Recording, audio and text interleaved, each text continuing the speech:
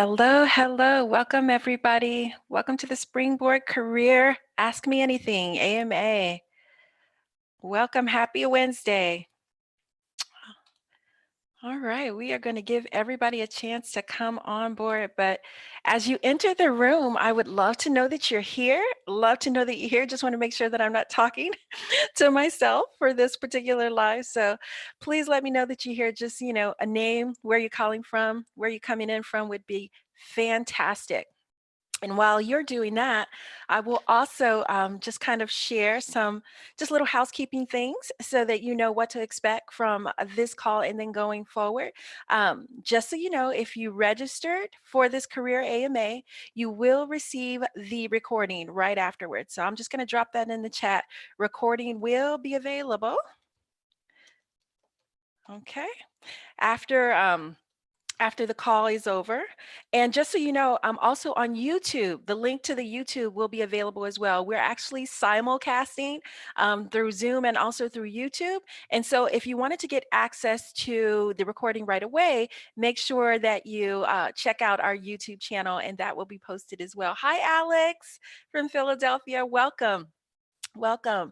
Awesome, guys. So excited to have you here. This is a topic I'm really excited to kind of break down. I get so many questions all the time. I mean, this is probably one of the top questions that I get over the years that I've been, doing this in career development. How do I get the interview? How do I make my resume stand out? How do I, how do I get that competitive edge? How do I get employers to notice me? And so we're going to talk a little bit about how to do that. There's a number of ways to do it. But today we are actually going to focus on how to do that in regards to your resume. So really going to go through lots of examples with that. So I think you're really gonna get a lot out of this session. So again, as you come in, please just let me know that you are here. Let me know that you are here. I want to recognize you and say hi to you. And then, like I said, we will just we'll give just another minute and then we'll jump in because I have a lot to share today. I'm very excited. What I would recommend doing is that go ahead and pull your resume out. Pull your resume out, pull it up on your screen, because if there is enough time, I may even ask you to drop, a statement in the Q&A, and we may have time to actually have me do one or two hot seats. Again, I can't promise. We'll see how the questions go, but definitely want to make sure you get as much value as possible from this. Hi, Rick. Hi, Cindy. Oh, that's my friend, Cindy.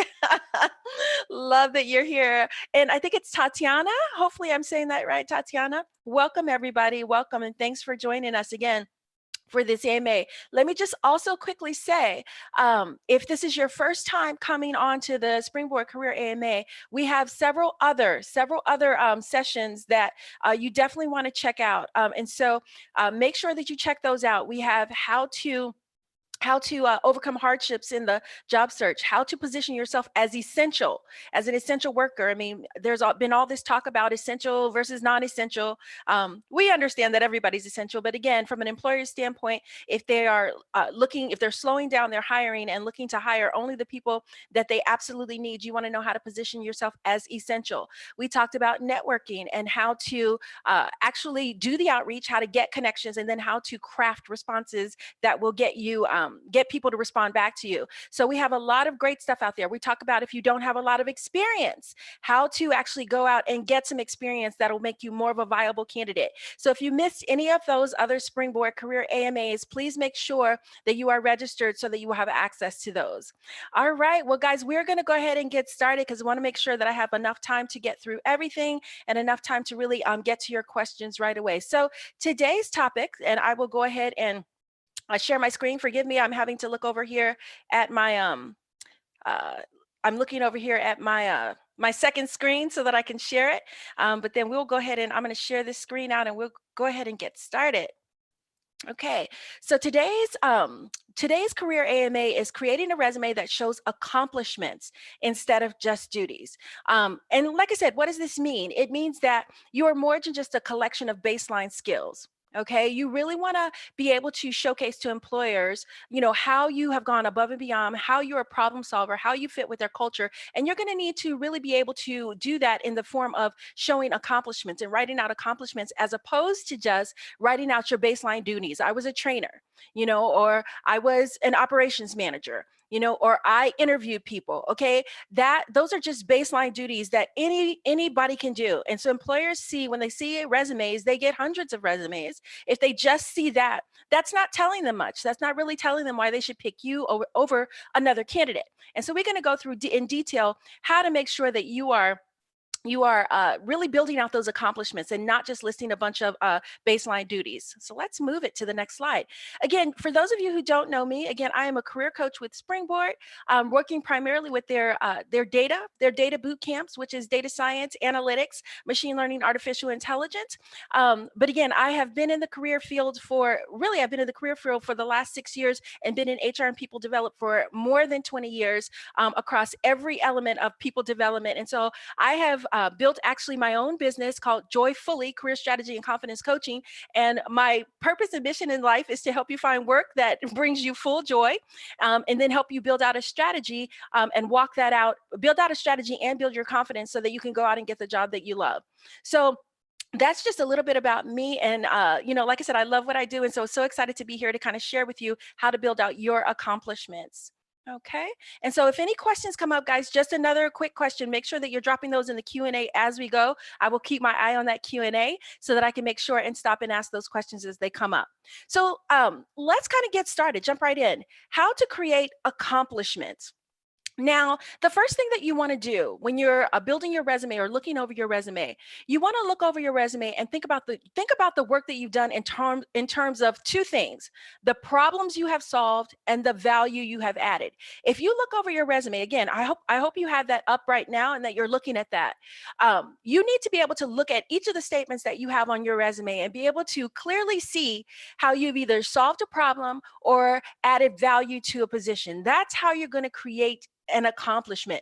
I want to just really emphasize this point. You are more than just a set of baseline skills. Now, don't get me wrong. Of course, you have to have those baseline skills on your resume in order to get noticed in this age of applicant tracking systems, right? So we know that, if you're a designer, if you do website design, you need to have some HTML, you need to have some CSS on your resume. We know that if you're a data scientist, or that's the field you're trying to break into, absolutely, you have to have Python, R, SQL, and all these things on your resume. But at the end of the day, everybody who's gone through the same boot camp or gone through the same program, is going to have those skills. So if they have 100 resumes and everybody has the same set of skills and nobody's really talking about what they've accomplished with those skills, how is an employer really going to choose?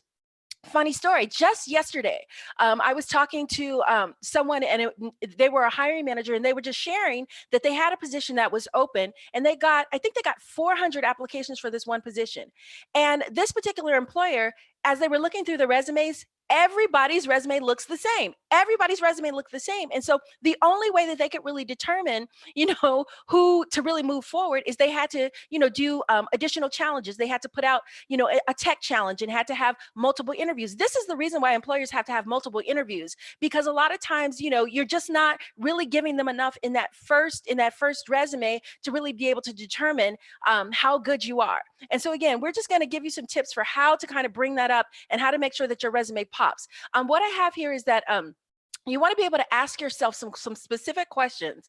These specific questions, when was I promoted? What have I done over the last quarter that stood out? What special project was I a part of? These are all questions that you can begin to ask yourself to really think through, what are the accomplishments that I have had since I've been with this employer? So I'm just going to share, I do have a document called How to Build Out Relevant Accomplishment Statements. It's a worksheet that I put together, based on all my years of experience. And so if you want that, definitely let me know. You can go ahead and send an email to hello@springboard.com, and we'll make sure to get that to you after the session.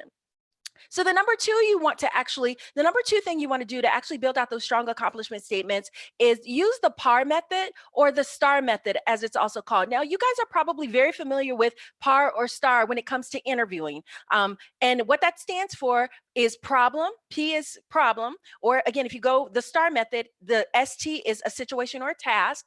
The A is what is the action that you took, and then the R is the result.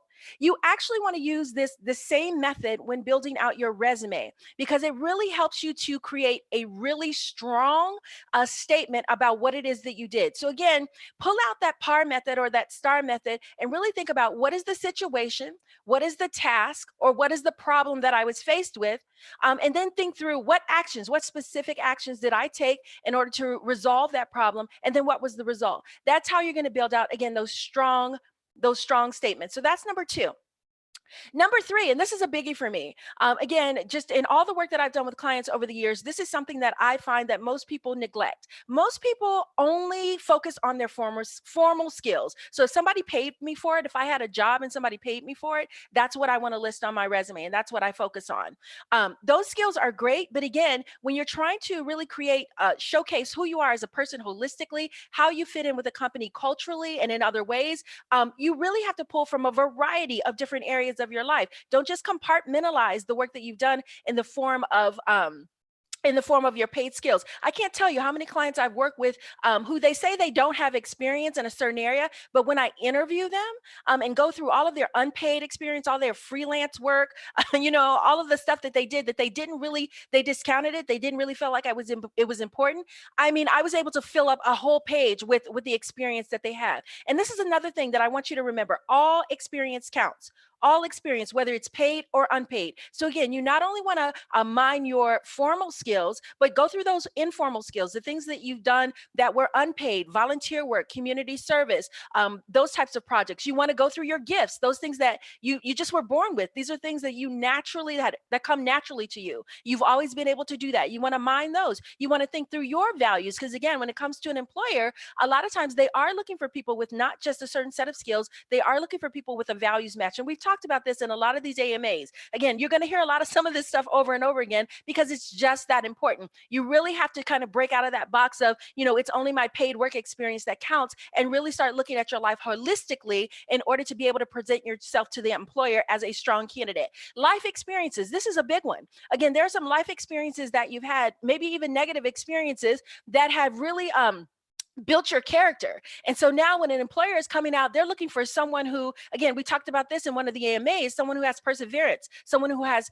grit, someone who has impeccable integrity, someone who, is a problem solver, someone who has empathy, who's giving, who's a servant leader. These are all things that typically come from life experiences. You build these things not because, you were trained to do them, right? But you built these things out of the life experiences that you've had. And then finally, personality. You never want to discount your personality, because your personality can bring something, can give you an edge over somebody else whose personality may not be an exact fit for a certain type of role. So pull from all components of your human experience when building out your resume.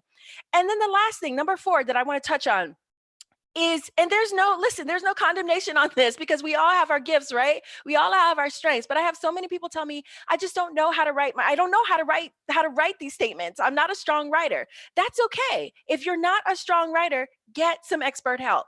Again, it's not, you don't want to just kind of leave it if you're not a strong writer, because again, communication skills is like one of the number one things that all employers are consistently asking for: communication skills. And so if you're not a strong communicator in terms of, maybe you can't write really, really well, get some help with that. It's worth it. It's worth whatever it is you're going to pay in order to get some expert help. And sometimes you don't even have to pay. You can find somebody, again, who's in your circle, friends, family, colleagues, who would be willing to do that for you. But get some help. Do not just, let that slide, because that is very, very important.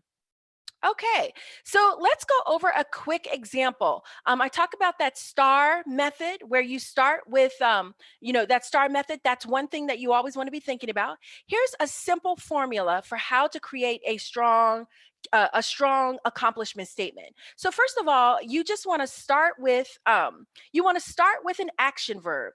So for instance, in this example, I said this person had oversight of. So that's your action verb. It's really simple. If you think about, okay, what did I do? Did I implement something? Did I activate something? Did I spearhead something? Did I lead something? Think out of the box. What are some things that you did? And start with that action verb. Then you want to state what was done. So in this example, this person they had oversight of the weekly operations budget, including recruiting, hiring of personnel, and maintenance as the office director of resources. So this is what they did. Okay, so they're talking about these are the things that they did. They had the oversight of the weekly operations budget, which included all of these various functions, and then they want to share the result. So in sharing the result, they tell us that they consistently came in under budget. They were commended for maintaining the lowest cost of overhead for 5 years running.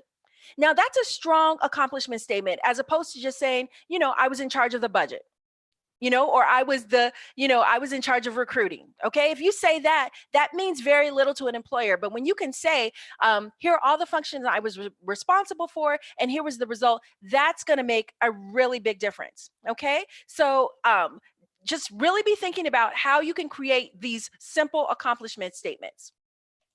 Here's another example. Okay, so I just grabbed this example from one of the many examples that I have from having worked with so many clients over the years. And so this is what I would consider a duty statement. Responsible for leading and developing policy, procedure, and framework for QA testing. Okay, so it's not that that's a bad statement. Okay, let me be clear. It's not that this is a bad statement, but it just doesn't do anything to really showcase how what value you brought, what problem you solved. It's just really blah. It's really bland. Anybody could possibly do this, right? Okay. But now let's look at an accomplishment statement.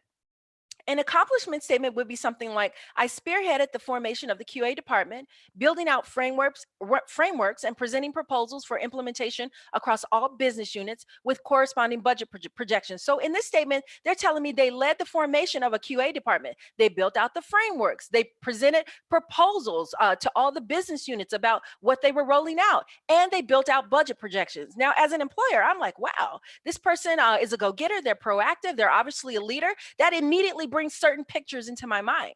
They also tell me that they serve as the lead subject matter expert for the entire software QA group with full accountability for the decision-making process and presentation of recommendations to senior leadership. Again, they're telling me they were a subject matter expert. They're telling me that they had full responsibility for the decision-making process, and that they're very comfortable presenting to senior leadership. Again, do you see how these statements stand out above just being responsible for leading and developing a framework?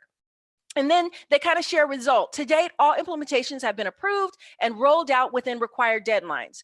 So again, when we're talking about an accomplishment, you really want to think about what's the problem I solved, what's the value that I added. And if you look at statement 1 as compared to statement 2, I think that you would see that there is a very, very big difference there. A very, very big difference. So again, that is the difference between building out accomplishments over just building out statements. So I'm going to go ahead and stop sharing my screen for a second here and just see if we have any questions. Again, I have actually another example that I'm going to walk you through because I want to make sure that you really get a very clear picture of kind of why this is important to you. But any questions? Okay, and let me see, I think I have one. Okay, how would you show personality in a resume versus a cover letter? Okay, perfect. That's a great question. So my answer to that is you can show personality in a resume, but also cover letter is probably where you're going to do more of showing that personality, because in the cover letter, that's where you can really kind of pull out some of your examples and build out your examples over and above just some of the skills that you're showcasing in your resume. So actually, let me go ahead and showcase this second example. I'm going to show you guys about how you can show personality a little bit in an actual, let me just see here, in an actual resume. So I'm going to share my screen with you again. All right, guys. So here we go. So in this particular example, this is a resume that I worked on, with someone. And so I just want to kind of walk through this and show you how you can, again, show personality in your resume. So this was the before. So the individual that I work with, again, there was nothing wrong with the resume. Let me say it like that again. But again, it's not about it being wrong. It really is about how do I stand out above the other. Just always keep in mind there are 20 other people I'm competing with. How do I stand out? You know, when there are 20 other people, possibly even a couple hundred other people I'm competing with. That's always the question. So in this particular before example, this person was in front end development. So they talked about they put in their before statement, hey, I'm in front end development. They put in again all the platforms that they're familiar with. They talked about working with project teams, designing, coding, modifying websites. Again, this is great information.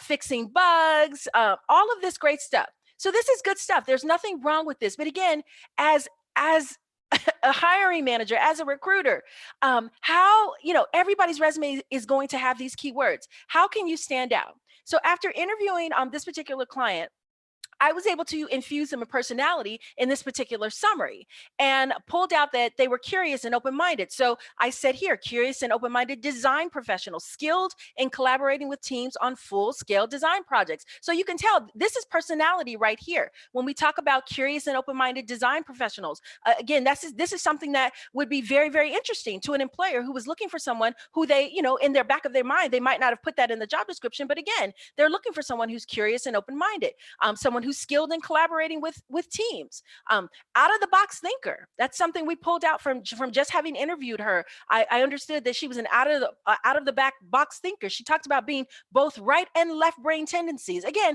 this is not something that an employer is just going to know from your resume unless you tell them. So we pulled out that she had right and left brain tendencies. She had the ability to understand design as well as the back end technical aspects of coding. Again, that combination is going to be phenomenal for an employer to just kind of understand about the person they're trying to hire.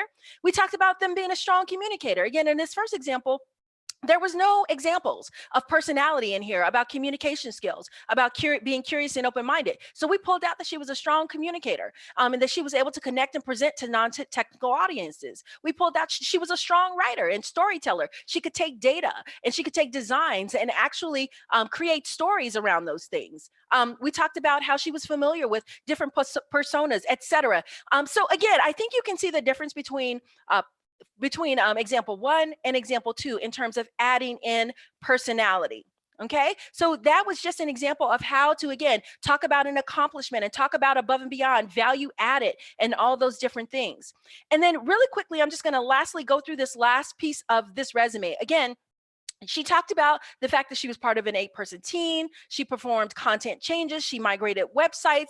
Again, she talked about updating images, editing articles, all of these different things. And again, nothing wrong with this. But again, I think you can see that it's very baseline. It's very baseline. It's not, you know, I really don't get a sense of holistically who this person is. But then when I was able to kind of interview and interview her and find out some more things, I understood that, yes, she did front end development. And here's some things: designing, coding, modifying websites for large and mid-sized companies. So now I understand the scope of kind of what she did in terms of the modifying of the websites. Again, we talk about collaboration. We talked about skilled at managing and prioritizing multiple projects at different stages. This all came out. Natural design mindset. We talked about her ability to use HTML, Java, and CSS to stretch in her problem-solving capabilities, which increased her proficiency in locating and fixing bugs. Again, I'm not going to go through this whole resume, but I think that you can see that there were a lot of different things: compassionate problem solver, skilled at asking the right question, expertise across these different things, adaptability, accessibility. We talked about all of these things that really came to life after I interviewed this particular client to really highlight her accomplishments over just the baseline skills. So again, just wanted to give you a few examples. I'm going to stop sharing now. I wanted to give you a few examples of how you can really build out your resume and your cover letter with these skills that really highlight who you are as a person, on top of just the skills that you bring to the table. So it looks like I have a few questions here. So let me just go ahead and take a look at that. Okay, I have a comment here. Do you recommend a short summary at the top of the resume or dive right into the experience? That's a great question. So again, I personally like the short summary because again, when you're thinking about how hiring managers and recruiters read, okay, they are very quickly scanning through resumes to see who has what I need, who has what I need, who's popping out to me. I feel like the summary really gives them a snapshot of who you are as a person. And really, it's the thing that entices them. Oh, this person, they have great communication skills. Oh, wow, they're showcasing, not only a lot of their skills, but kind of some of their soft skills and kind of some things that they've done. I feel like it gives them that snapshot that really gets them excited about reading the rest of your resume. Now, it's not always necessary to include a summary if you already have strong experience in an area. So keep that in mind. If your experience really jumps right into the nitty gritty and really helps the recruiter or that hiring manager immediately see the value that you bring, then you can certainly start with experience. But again, personally, I like that summary because I think it's short, it's sweet. Again, it shouldn't be super long. Short, it's sweet, it's to the point, but it gives me enough information to really understand, yes, this person has what I need. Okay, so let me just see. Someone with 15 years of design experience pivoting to UX. Oh, this is a great question. So let me just kind of pull up that question because I think I actually had it in my list of questions to kind of go over, and then we will kind of get right into that question. Let me just pull that up really quickly here. And then we will get right into that because I wanted to make sure I answered that question for you. I did see it in the registration part of the questions piece. So give me just 1 second here, guys, to pull that up. Okay. And where are we here? There we go. Okay. So the question was, I have, as someone with 15 years of experience, how do I keep my resume to one page while building a unique narrative around that previous experience and balancing focus on newer UX skills? So I believe that was the question. I I made it a little bit more concise, but this is my recommendation.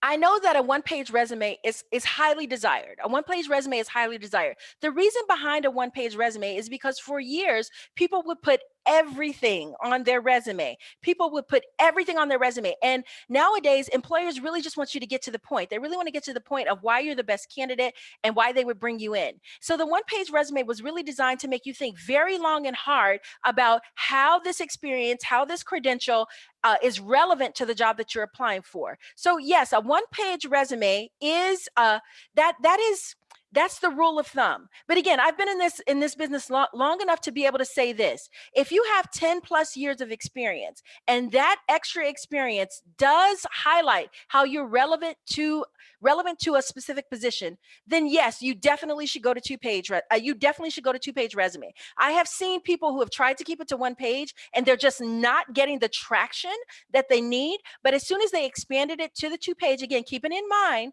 that second page really needs to be highly relevant information.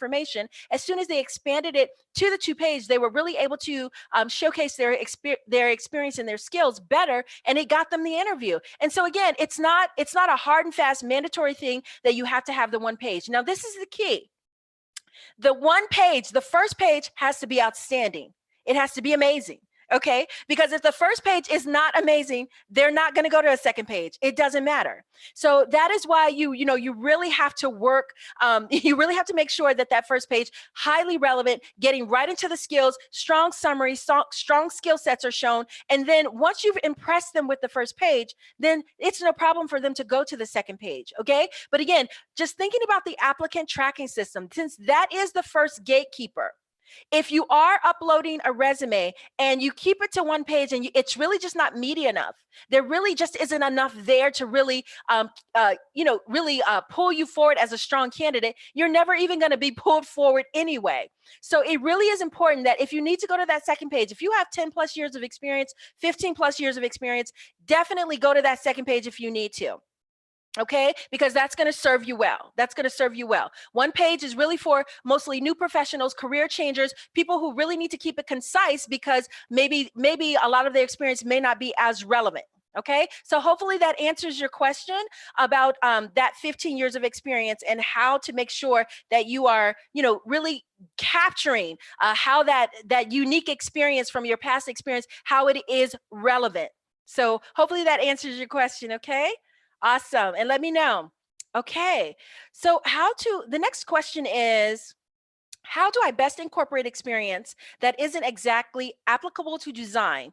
Do you keep that job info brief? That's a great question. And the short answer is yes. So let's just say, for instance, you do have experience that is not quite, it's not directly relevant to design. Now, I want you to keep in mind that even if it's not a specific design skill, you want to make sure that you are bringing out your professional skills. So we talked a little bit about how, you're more than just a baseline set of skills. You're more than just, the ability to, build WordPress sites or the ability to, design, these things. You're more than that. You are a holistic person. So you want to think about what professional skills or soft skills can I really pull out of my past experiences that may not be as relevant, that would still add value to an employer. So this is where, really understanding who the employer is and what they value comes into play. So what I would say is you really want to make sure and pull out from a design perspective, do you have to collaborate with clients, and really understand their needs? So talk about maybe how you've been able to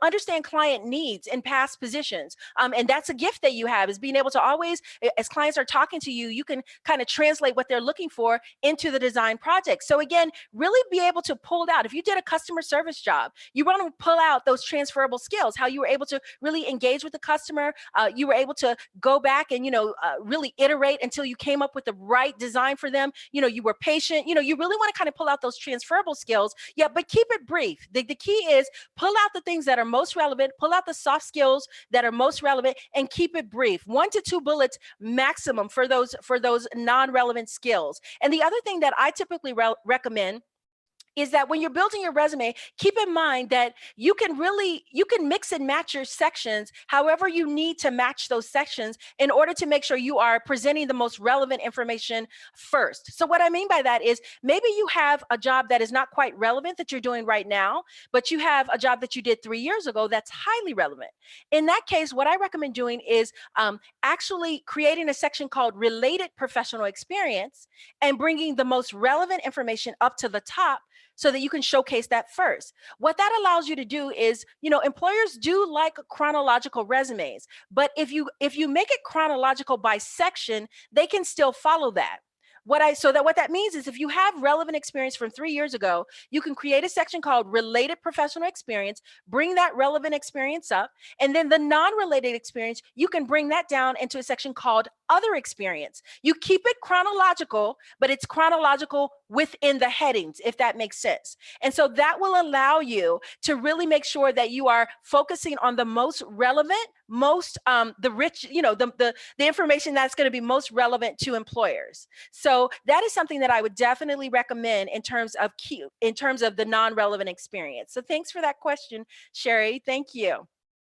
Okay. Do you recommend skills and core competencies toward the end of your resume or somewhere in the middle? Again, so when you're talking about skills and core competencies, again, we're talking about that snapshot. Recruiters and hiring managers, you want to give them that snapshot of what you have to offer. So typically, I recommend skills and core competencies go at the top of your resume when they're relevant.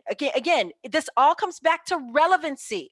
Okay, so if you're going for a design position, again, you really want to make sure that you are keeping those skills up top, so that if they want to kind of browse through and see, okay, what are the top six skills this person is promoting, they need to be able to see those right at the top. You don't want to make them wait to the bottom in order to see those skills and competencies. So if they're looking for somebody with WordPress experience or Java experience or HTML experience, yes, that needs to be at the very top, so that they can know, okay, now I'm going to go down in their experience and see how they've used these things. Okay, so you never want to just list skills in your skills section and then never mention them again. The whole point of having them in the skills section is to tell an employer, yes, I have these skills. Here's a snapshot of the skills that I have. Now I want you to go down into my experience, and I'm going to tell you a little bit about how I use those skills. I'm going to give you evidence of that. So I do recommend having those skills and core competencies closer to the top when they are relevant. Okay, Perfect, perfect. Again, a question here about single or multiple page resumes. Again, single is preferred. If you can make it work in a single page and get it highly relevant in a single page, that's perfect. But again, if you are someone who has 10 plus years of experience and that other experience is highly relevant and you need to go to that second page, then that is doable. Now, if you're, this is the key. If you have 2 lines on the second page, that's not a good idea. Okay. So if you're going through it and you have 2 lines or, 3 or 4 lines on a second page, that's not a good idea. Typically there's some tricks you can do with margins and with fonts to bring it to 1 page. But if you have like at least 75%, you can fill up at least 75% of a second page with highly relevant or really accomplishment rich statements, then yes, definitely go to that second page. Okay. I was told a resume should only be 1 page. Again, I just answered that. So I think you guys are clear on the fact that a resume can go past 1 page if the experience on the second page, 75% or more, highly relevant, very accomplishment rich. Okay. Okay. Is it okay to add honest as one of your qualities in the resume? Okay. So again, let me address this because a lot of people do start out there. They put things like I'm self-motivated, I'm driven, I'm a hard worker, I'm honest. I don't think just putting the word in there is not what makes the difference. Okay. You want to be able to create a statement that gives credibility to that statement. So if you're able to say, create a statement that says, my manager promoted me, quickly because I was rated, high, in the integrity section. She always knew that if she gave me a project that I was going to be able to get it done, that I was not going to cut any corners. And I was able to prove that consistently, and so as a result of that, I was promoted. So you really want to be able to create a statement that shows your honesty, that shows your integrity, that shows how you're self-motivated, that shows that you're hardworking. We had a major project come up. It was slotted to, we were slotted to complete it over the course of 90 days. Something came up. The client needed it within 45 days. I was able to make some arrangements in order to, come in, and do extra work on the project, or I was able to create a process that helps streamline the process. These are things, when you're saying things like this shows, oh, this person is hardworking. This person is self-motivated. This person is honest. You want to create statements that show that. Just putting it in your resume doesn't mean a thing. It means nothing. Okay. Some of these things should be, a employer wants to be able to take some of these things for granted. But again, if that's something you really want to promote, create a statement that really shows that. Okay. Perfect. Perfect. You guys have some great questions, really great questions here. All right. And so let me just see. Okay. So I have a question. Do you have a link for suggested actionable verbs and examples to review while revising a resume? Okay. More various examples with experience and without. Okay. And so, I actually believe I do have a link to that. And so, I'm not sure who this is sending this question. If you want to send an email to hello@springboard.com or just reply to the email that you received for this career AMA, then I can dig into my resources and go ahead and try and find you that list of actionable verbs that you can kind of start with. So absolutely, go ahead and send me an email and I would be happy to get you that resource. Okay.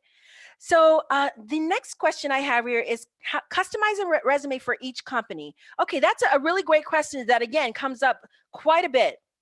So it's not that you need to customize for every company, but you do need to tailor for each job type. So let me tell you what I mean by that. Let's just say you are going for, you're applying for, a design job across multiple industries. So you're applying for a job within the healthcare industry, within the tech industry, and within the finance industry. For whatever reason, you're going after those particular industries. You do need to customize, really understand what kind of design professional is the healthcare industry looking for, what comes up over and over again in these healthcare job postings. And then what you want to do is tailor a resume to fit that model. Okay, so you would probably have a resume to fit that particular industry or that particular job type. Okay, and then the same thing, you want to go through if you're looking for job types in finance, what you want to go over several job descriptions within the finance domain and really understand what are they what are they looking for? What are the top skills they're looking for? Typically, what kind of culture does finance have? And how can I position myself well to show that I'm a good fit for that culture? And then you want to tailor a resume to fit that type. So, yeah, there's no way you're going to be able to necessarily tailor for the hundreds of jobs that you're probably going to be applying for. But what you should be noticing is that themes come up for certain jobs, themes within industries, themes within certain types of jobs. And so you should have a resume customized to that certain industry and that certain role that you can use over and over again for that type of role. So Rick, hopefully that answers your question. Again, some tailoring is definitely needed, but again, it should not be for every company. It should be based on the themes that you're seeing coming out of the job postings that you are doing. Okay. Perfect, perfect, perfect. All right, guys. So you guys are doing a great job. I'm answering questions. I'll definitely keep my eye on the Q&A. It looks like I've gotten most of those questions, but let me go ahead and see if I have some additional questions that came in through the registration process. Let's just see.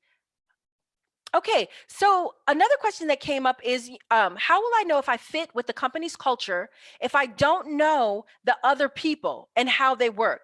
This is this is a really great question because again, the only way you are going to know what a company's culture is to talk to people. Again, last week we did, and I think last week and actually about 3 weeks ago, we did a career AMA on networking and how to reach out to people and how to start connecting with people at the various companies that you're interested in. I would highly, highly recommend that you go back and look at that career AMA. We went into detail about how to connect with people at companies that you're interested in and start asking these types of questions. You really want to be able to ask questions about what's the culture like, kind of talk to me a little bit like what's your work-life balance like? What are some of the things, what are some of the problems that you encounter in the type of work that you do? What are some of the skills that you're learning? What's on the cutting edge? What are the trends? The only way you're going to know this is that if you ask the people that work there or the people that have worked there.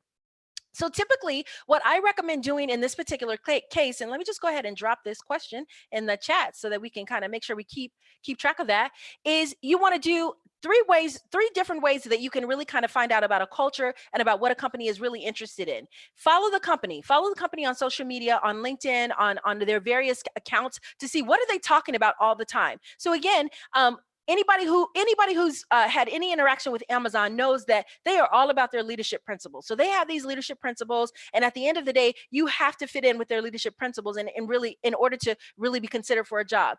Again, last week I touched on Salesforce. That particular company goes their culture is based on the Ahana philosophy. And so if you are really serious about a company, you're going to do some research and understand what that is about. And then you're going to reach out to people who either work there right now or used to work there. This is, I tell people all the time, you want to, tap into people that work there, and then maybe the person doesn't work there anymore. Find people who worked there in the past. A lot of times I like talking to them a little bit better because they're really open. They don't work there anymore, so they're willing to share more with you about kind of what the culture is like. So you have to talk to people. There's no getting around that. You have to talk to people and really, in order to know what the company's culture is, and how they work at that company, and if it's going to be a good fit for you, and how to really position yourself well for that particular company. So make sure you're doing that. Okay, perfect. Any other questions that are coming up for you guys? Okay, there's a question in the chat. I don't quite understand it. If you could maybe retype it, something about if you've just touched upon applications, is it permissible to put on your routers when you're not an expert? Not really sure what that is saying. So if you want to retype that, I would love to try and answer that for you if I can. Okay. All right. Perfect. So let me just see. I have a few more questions that came in. Some are just a little different, but we'll go ahead and get these answered. Is a portfolio the best way to show your skill level? Without question, if you can create a portfolio that gives evidence, gives a visual to the employer of what your skill level is, You should always do that. And portfolios are not just for design professionals. Portfolios are for, all of us. What I typically recommend, for someone who's maybe on the business side, or someone who's on the operations side, maybe you can't necessarily do something with a design in it, but you can certainly, build out a website, or keep a log, a running log of every accomplishment that you've made and what the results have been.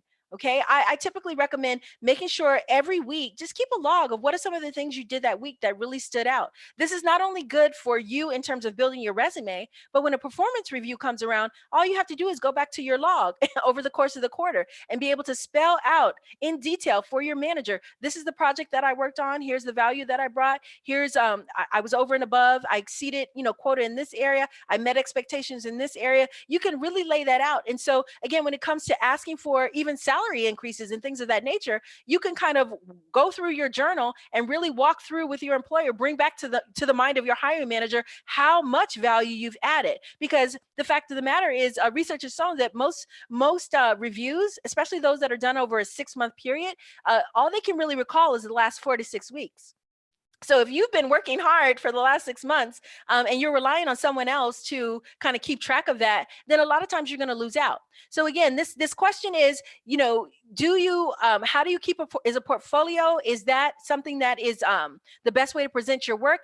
Absolutely. Absolutely. Anything that you can do that goes above and beyond what everybody else is doing. That's another reason why a portfolio is really, really important. It takes extra effort to do a portfolio, to really make a presentation ready, to really kind of get all those details in there. And an employer is going to be really impressed that, you did more than just the bare minimum. You didn't just slap in a resume and expect to get a job. You actually are putting together something that they can view and they can look at.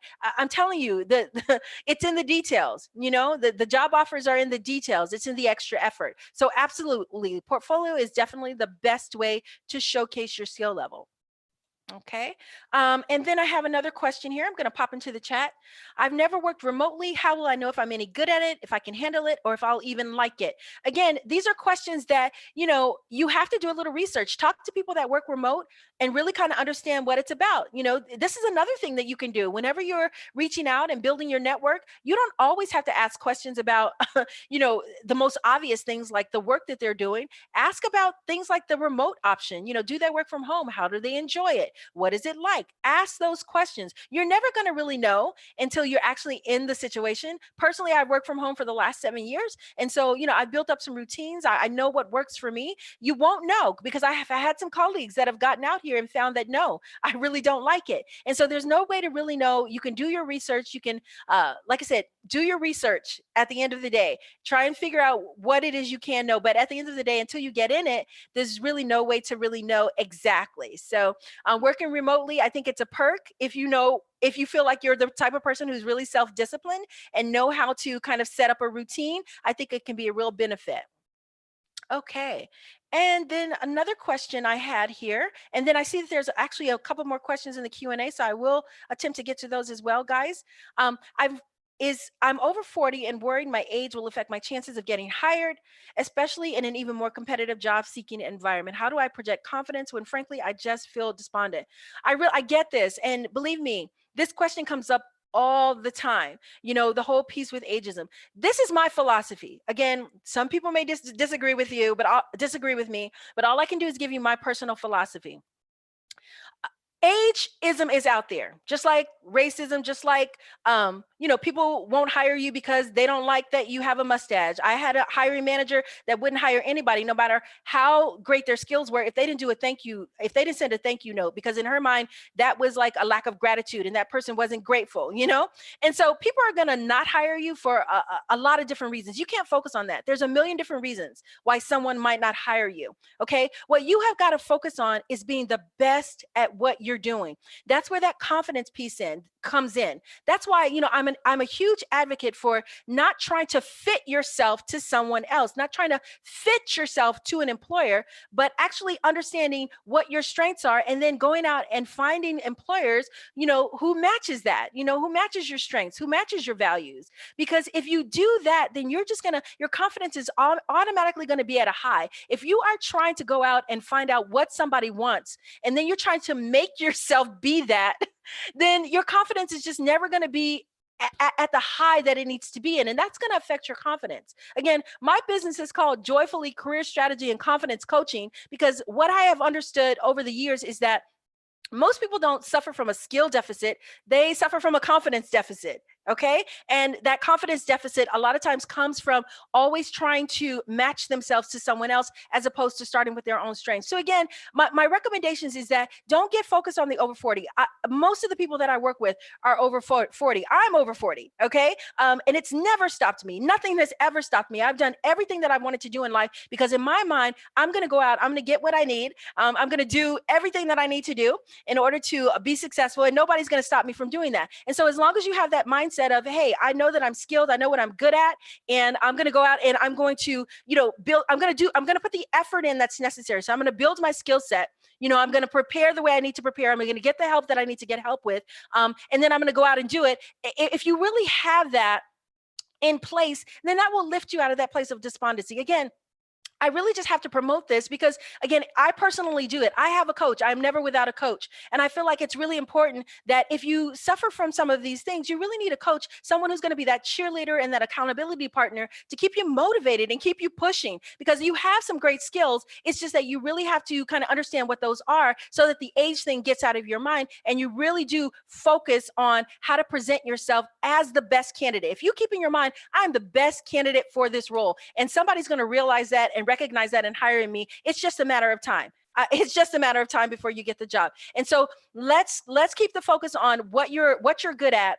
And like I said, everything else, really keep coming to these AMAs. Stay in a community that keeps you uplifted and motivated. And that's how you're going to really build that confidence, and really build that confidence up so that you can keep pushing forward. It's just a matter of time before you get there. Okay.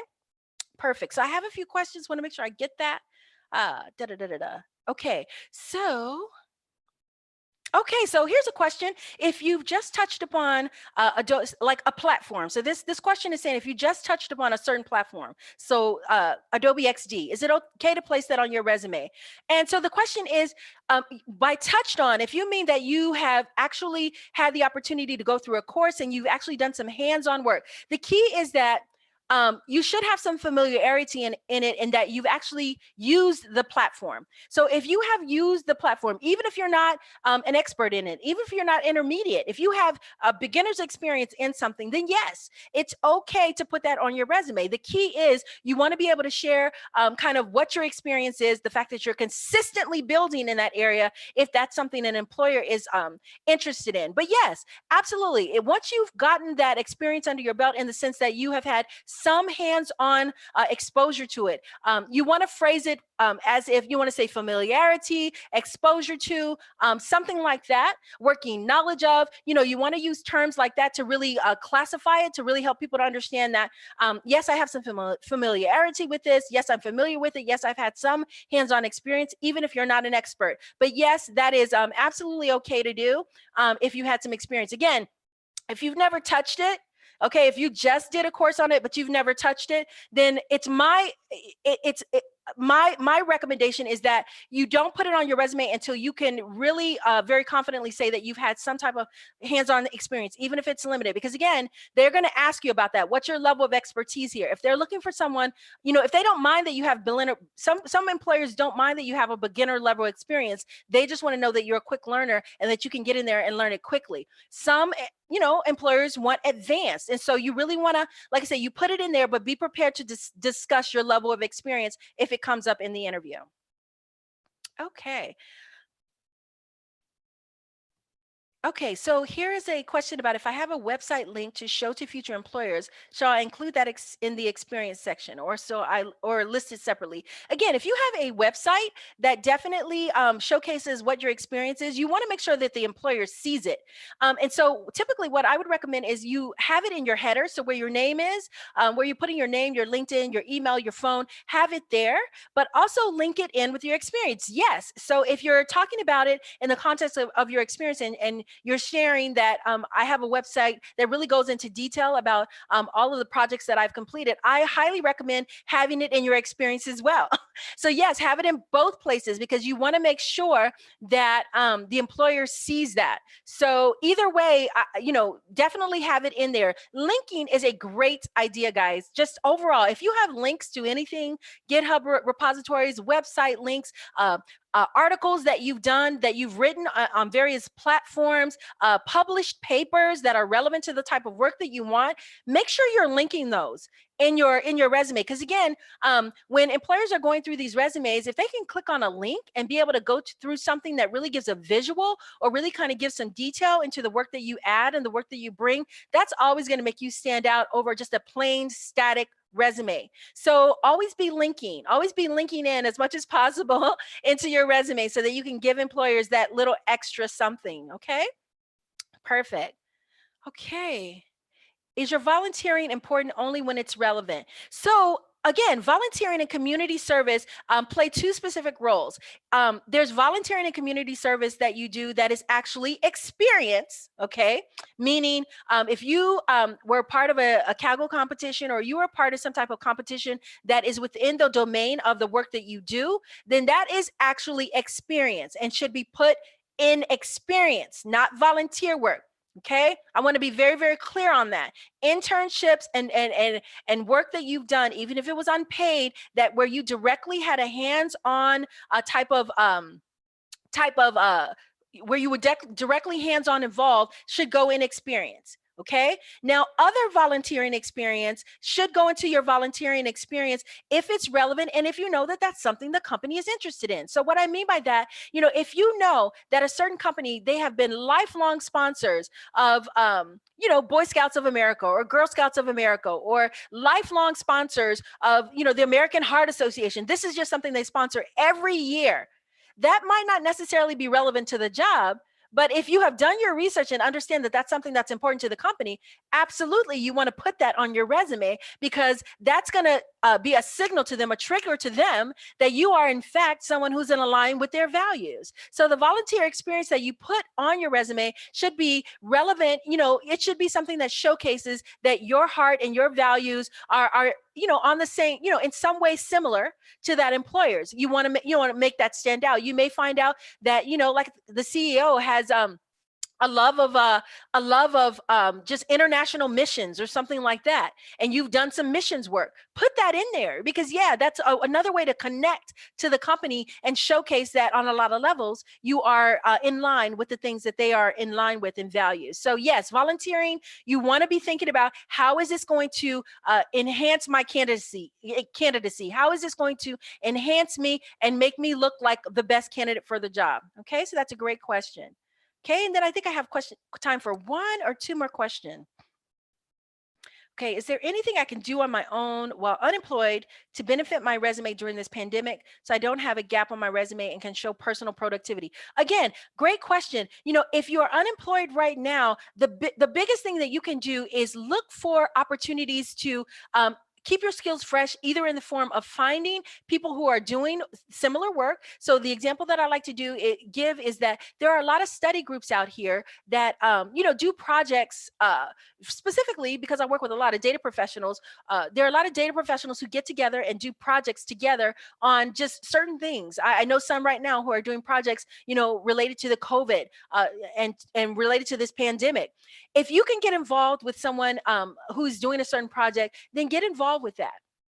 If you can get involved, if you can take a course or do something that shows relevancy during this time, do that. Even community service work. If you can do something that is related to your community, that somehow, maybe you can offer your services. Let's just say you're a design professional and, your local chamber of commerce, maybe they need help with marketing, or maybe they need help with some projects.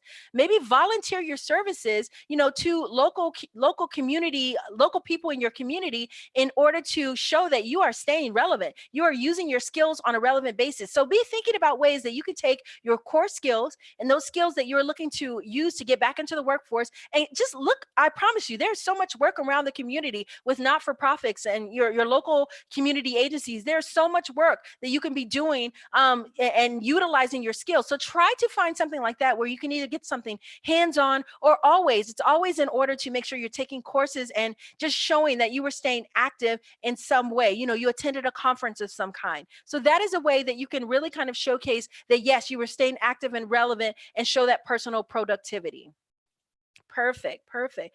All right then. So I think that is, let me just make sure, do I have any more questions here? Okay. Okay, and then the last question that I have, you mentioned creating a portfolio. What about portfolios for people in industries like coaching, HR, talent, healthcare, customer success? Again, that's kind of where I went back to. Your portfolio might be more of a journal. So what I used to do is I used to keep, kind of a journal listing. And what I would do is whenever I would do a project, I would just kind of keep track of my milestones in that project to really kind of show this is where I started and this was the end result. So, and, in areas like, you have to kind of get creative and think about what would that look like. What would that look like in these specific areas? So I would keep a journal, and then I would kind of keep a link to my journal. You can build your journal, on a platform, on a website platform, or just keep it, what I would do is build it out, creatively in Word, and then put it in a Dropbox, and then make a link to Dropbox to be able to show, here's some examples of kind of projects that I was a part of, and here are the milestones that I reached. Here's, like, for instance, I used to build programs, I used to build courses. And so I would, put links to my courses. If you're in HR, maybe you built out, some type of program for the particular employer that you were working for, kind of show, kind of how you built out that program, what were your milestones, and then share a link to the actual program in its full built out stage. So there's a lot of different ways for building portfolios. I would definitely Google some different ways to kind of create those portfolios, just as a starting point. But there's a lot of different ways to do that, just depending on what industry you are in. Okay. So again, guys, we are right at time. So I am going to go ahead and sign off. But again, if you signed up, the recording for this will definitely be available to you. Again, if there are some questions that I did not get to, please feel free to go ahead and email hello@springboard.com. And I'd be happy to kind of follow up with you on any of the questions that I had. Again, if you want to reach out to me personally, I will definitely see what I can do in terms of getting your questions answered. So thanks so much, everybody, for joining me again for this career AMA. And again, we hold these Wednesdays at 11 a.m. Eastern, 8 a.m. Pacific Standard Time.